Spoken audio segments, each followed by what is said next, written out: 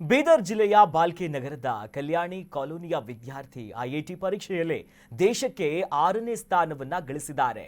ಇನ್ನು ಈ ಪ್ರಮುಖವಾಗಿ ಅಂಗವಿಕಲತೆಯನ್ನ ಮೆಟ್ಟಿ ನಿಂತಿರುವಂತ ರಾಹುಲ್ ಈ ಸಾಧನೆಯನ್ನ ಮಾಡಿದ್ದಾರೆ. ಇವರ ತಂದೆ ಗಾರೆ ಕೆಲಸವನ್ನ ಮಾಡುತ್ತಾ ಮಗನನ್ನ ಓದಿಸ್ತಾ ಇದ್ರು. ಈಗ ಮಗನ ಸಾಧನೆಗೆ ಎಲ್ಲರೂ ಕೂಡ ಮೆಚ್ಚುಗೆಯನ್ನ ವ್ಯಕ್ತಪಡಿಸುತ್ತಿದ್ದಾರೆ. ವಿದ್ಯಾರ್ಥಿಯ ಸಾಧನೆ ಇಲ್ಲಿಗೆ ನಿಂತಿಲ್ಲ.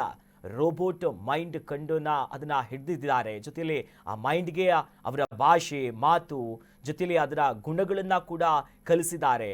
ರೋಬೋಟ್ ಮಾನವನ ರೀತಿಯಲ್ಲೇ ವರ್ತಿಸುತ್ತದೆ. ಆದರೆ ಇದನ್ನ ಲಾಂಚ್ ಮಾಡೋದಕ್ಕೂ ಕೂಡ ವಿದ್ಯಾರ್ಥಿ ಬಳಿ ಹಣ ಇಲ್ಲ.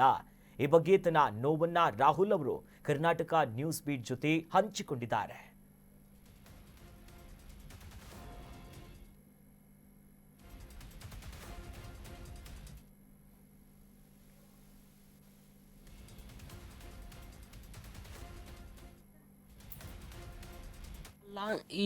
ಇದು ಇಂಟ್ರೆಸ್ಟ್ ಇತ್ತು.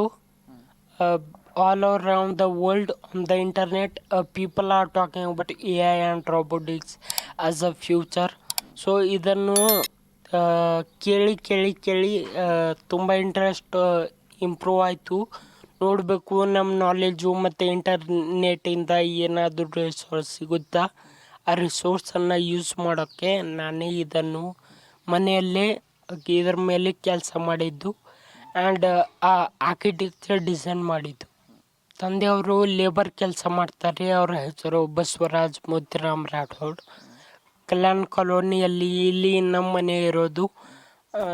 और हमारा बच्चा आईआईटी पास हो गए, पूरा विदेश जाको पढ़ के आए. अभी उसको हेल्प के लिए हमको बहुत कोशिश कर रहे हैं. कोई साथ दिए तो हमारा भी देश का रोशन होगा.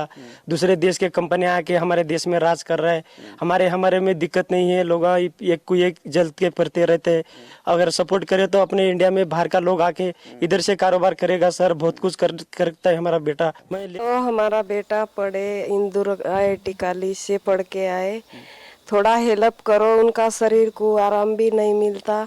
अच्छा करो, थोड़ा सपोर्ट दो. अब तक तो हम सपोर्ट करे, कुछ दूसरे का सपोर्ट नहीं हुआ. हमारे को सब कुछ दे के उनको जाके मिले. सरकार को भी तो कोई हेल्प नहीं करे.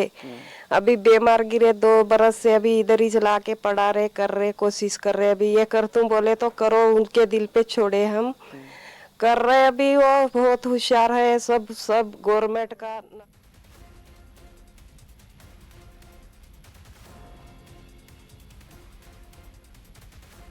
ಕರ್ನಾಟಕ ನ್ಯೂಸ್ ಬೀಟ್ ಫಾಲೋ ಮಾಡಿ, ಸಬ್ಸ್ಕ್ರೈಬ್ ಮಾಡಿ.